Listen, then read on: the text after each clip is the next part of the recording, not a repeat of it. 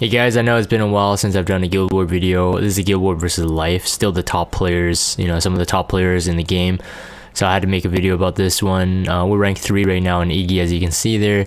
But I don't think really the ranking really reflects the players within the guild itself, like their strengths.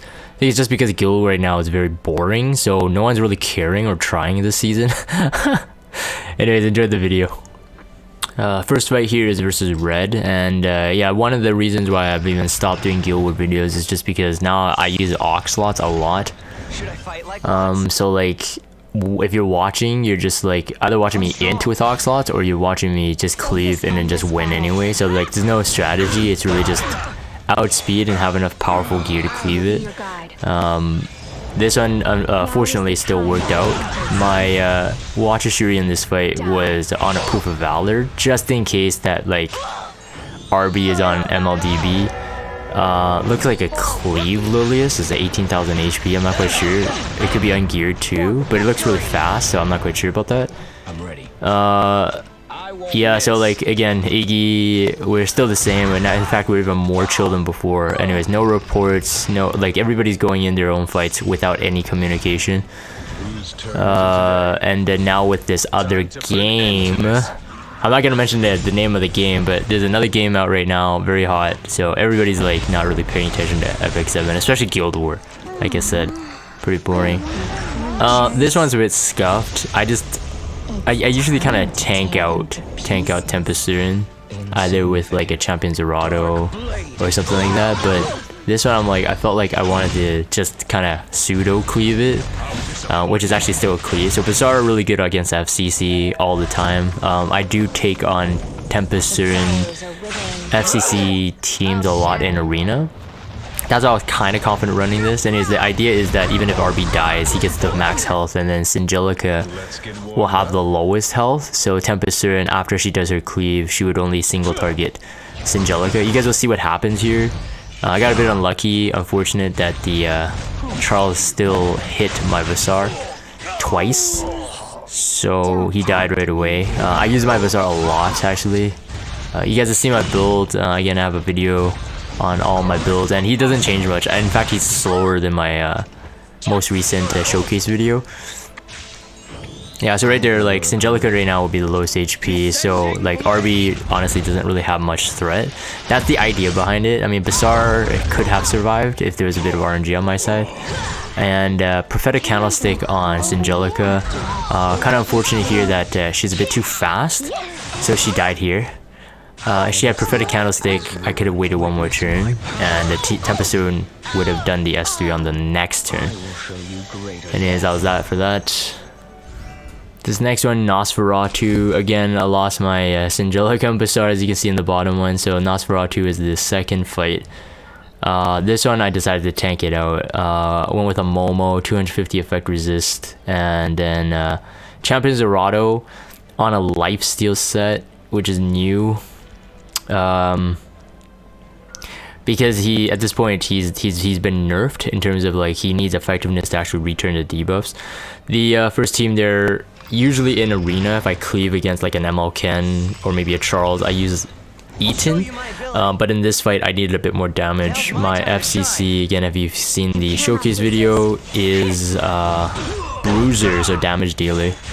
I needed another damage dealer, but with a barrier and Aureus, Charles is not able to kill through J-Kisei, pretty much no matter what. There's no barrier on this, so even if Roz was on Aureus, I knew that Charles would die in the second hit there.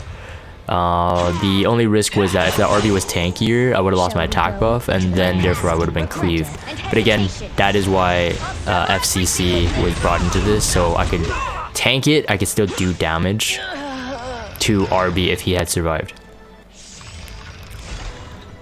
This one's gonna be a bit boring, but I guess I could put more of my thoughts on the game in general. Just, yeah, Guild War, I think Epic 7 obviously is pushing RTA.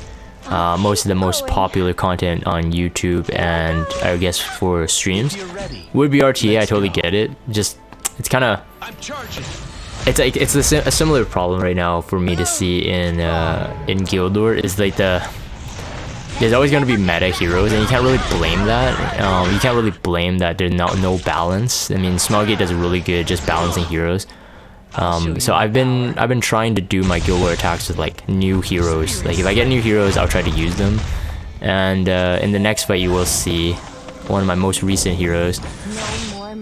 But anyways, I think that's the main problem. And then Guild War has very little push in terms of updates. Like nothing Smelgate updates is really going outside of the box that we're used to. And for players who, you know, like players in Life and like Veritas and all these like top guilds, like I think they still like the game, but it's like Guild War is just like they just do it. It's another grind element, and there's less incentive for players to be like, okay, let's actually try for it. Obviously, if you're winning for like the top one spot, I think Life is actually trying in Guild War, maybe even just semi-trying. There will always be guilds like that, and I think maybe guilds that weren't in like the top 5 last season or the past couple seasons are probably going to push a bit harder this season. Anyways, I know I'm talking a lot. It's just this was just kind of like a very bruisery. I mean, you can't go wrong with this team in this defense because there's very low damage. FCC potentially a damage threat, but Tempasurin herself is really the problem with Tempasurin on a defense team. You need to pair her up with like multiple damage threats. I'm not criticizing Nosferatu. I am saying that as a whole, a lot of people running Tempasurin defense is too beefy and less threat. I would prefer like an RB or an MLV, like a Remnant Violet as the third party. Remnant Violet does benefit from the FCC barrier a lot too, so it's like both Tempasurin and himself. That's pretty annoying too. The other popular one I think is Charles, which in this guild a lot of them are running at too. The Broman one was an interesting approach. I think it's more of like hoping to. He probably had really high effectiveness. I think that was the only way that this defense could have worked with Abyssal Crown, of course. So this is versus Zaxia, which if you guys don't know, he's Jatai, one of my favorite streamers, at least. Yeah, one of my favorite streamers. Very nice guy. So when I was fighting this one, it was more of like I kind of expected to lose. I wouldn't have minded, but I wanted to see it. That's a really fast Vivian. In perspective, if there was no RNG, it was about 145 maybe. So it was on a crit set, no immunity, but it didn't really matter. The immunity on this one would have been just like to potentially get a salty strip from my Broman, because I needed the pushback. Here it didn't really matter. I got lucky on the strip. My Basar was dead, otherwise I would choose Basar. Like I said, in FCC fights I would choose Basar over Broman, unless there was a Kayron involved. I'll show you how I do. ML Crow, my newest toy. He's pretty good. He performs really well. And he was the immunity buffer for the Tempasurin, because I wanted to get the what do you call it? I wanted to not be silenced. That was it. Not be silenced, and then really get my attack buff if I needed it. The Moonlight Dreamblade though, if he didn't count, procced a lot, so he got pretty lucky on the Tempasurin. I'll be your opponent. So I think it was like very anti-cleave as well. Moonlight Dreamblade as the RNG. This one was kind of interesting. I don't know if the Remnant Violet and the RB were geared. You could tell on the timeline they're very slow. So either they were on like a counter set maybe, but the RB didn't reflect like a counter set RB, and it wasn't fully molded, so I wasn't sure.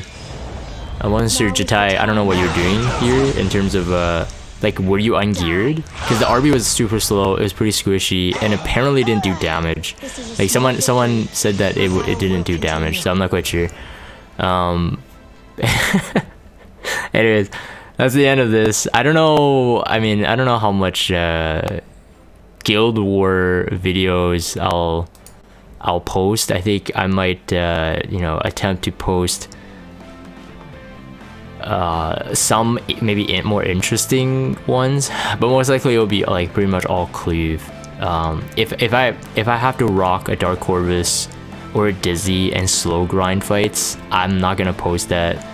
It's just too boring, because like if you go with like a Crow, Dark Corvus, Dizzy, and a healer or something like that, they're more likely than not you're gonna win. And if you do lose, then it's even funnier.